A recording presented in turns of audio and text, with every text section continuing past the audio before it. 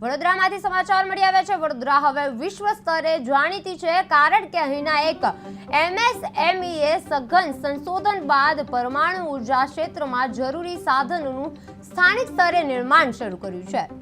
Nuclear reactor plant માટે જરૂરી fuel transportation container, ફ્લુઅન્સ ટ્રાન્સફર મશીન અને સ્ટોરેજ રેક અગાઉ વિદેશમાંથી આયાત કરવામાં આવતી હતી, પરંતુ હવે આ તમામ સાધનો વડોદરામાં બનશે। આ સિદ્ધિ વડાપ્રધાન નરેન્દ્ર મોદીને મેક ઇન ઇન્ડિયા અભિયાનને પ્રોત્સાહન આપે છે।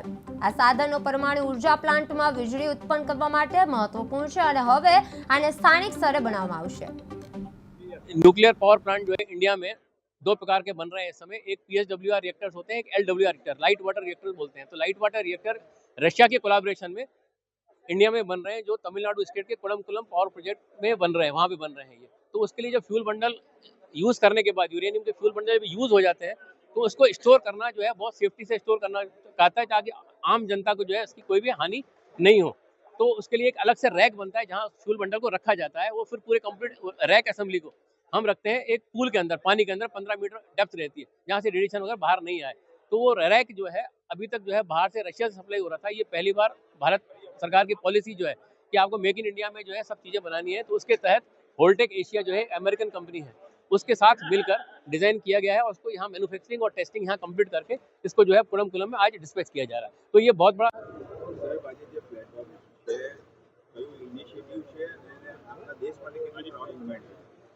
આ સર મેક ઇન ઇન્ડિયાનો પ્રોજેક્ટ છે, જે આજે અમે એને સંપન્ન કરીને આજે મોકલી રહ્યા છે અહીંથી કુડનકુલમ પાવર પ્લાન્ટ માટે। અને આ ભારત માટે બહુ એક પ્રેસ્ટીજની વાત છે કે આ પ્રોડક્ટ અહીંયા ઇન્ડિયામાં બનીને જઈ રહ્યું છે।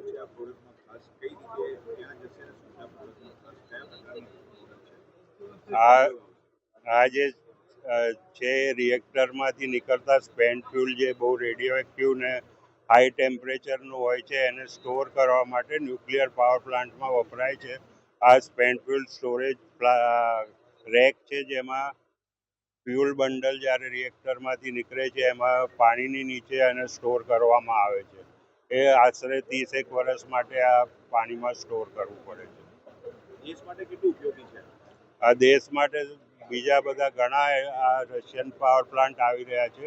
આ કુડનકુલમમાં જ યુનિટ 1 અને 2 1000 મેગાવોટના 2 ચાલુ છે હમણાં, અને બીજા 4 અંડર કન્સ્ટ્રક્શન છે। તો એમાં न्यूक्लियर पावर प्लांट जो है इंडिया में